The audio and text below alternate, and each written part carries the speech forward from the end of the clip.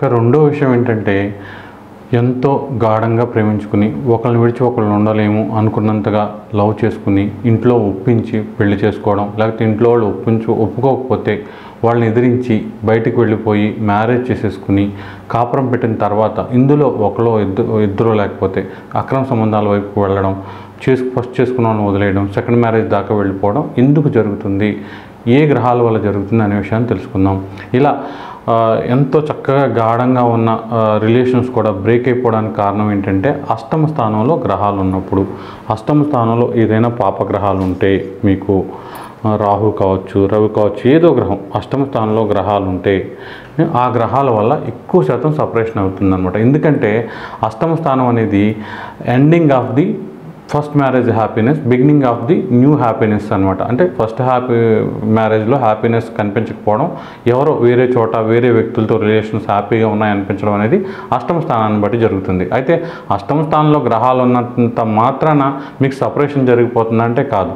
అష్టమ స్థానంలో ఏదో ఒక గ్రహం ఉండి ఆ గ్రహానికి సెకండ్ హౌస్లో ఉన్న గ్రహానికి మధ్య కనెక్షన్ ఏర్పడితే, అంటే సెకండ్ హౌస్లో ఏసీనో ఉన్నాడు, ఏదో గ్రహం అంటే ఇప్పుడు ఏమవుతుందంటే 8వ స్థానం నుంచి 2వ స్థానం 7 స్థానాల దూరంలో ఉంటుంది. 2వ స్థానం నుంచి 8వ స్థానం 7 స్థానాల దూరంలో ఉంటుంది. అప్పుడు 2కి 8కి కనెక్షన్ ఏర్పడుతుంది అనమాట. ఎప్పుడైతే కుటుంబ స్థానానికి అష్టమ స్థానానికి కనెక్షన్ ఏర్పడిందో దానివలన ఫస్ట్ మ్యారేజ్ ఎప్పటికైనా సరే ఎంత ఇష్టపడి పెళ్లి చేసుకున్నా కొద్ది రోజులకి అది ఇష్టం ఉండదు, రెండో మ్యారేజ్ అయ్యే అవకాశం ఎక్కువగా ఉంటుంది. ఇక ఇది రాహు కేతువులతో ఏర్పడితే, ఇక్కడ రాహు ఉన్నాడు, ఇక్కడ కేతు ఉన్నాడు, ఇలా రాహుకేతువులతో ఏర్పడితే ఎక్కువ శాతం ఇక కన్ఫామ్డ్ సపరేషన్ అయ్యే అవకాశం ఉంటుందన్నమాట. రాహుకేతువులు 8-2లో కానీ, లేకపోతే రాహు ఇక్కడ 2లో ఉండి కేతు 8లో ఉన్నాడు, ఇలా రివర్స్లో ఉన్నా సరే ఉండి వాళ్ళతో వేరే గ్రహాలు కలిసి ఉన్నప్పుడు, ఒకవేళ రాహుకేతులు ఇద్దరే ఉన్నా కొంతవరకు ఇబ్బందులు వస్తాం, గొడవలు రావడం, సపరేట్గా ఉండడం ఇలా జరుగుతాయి.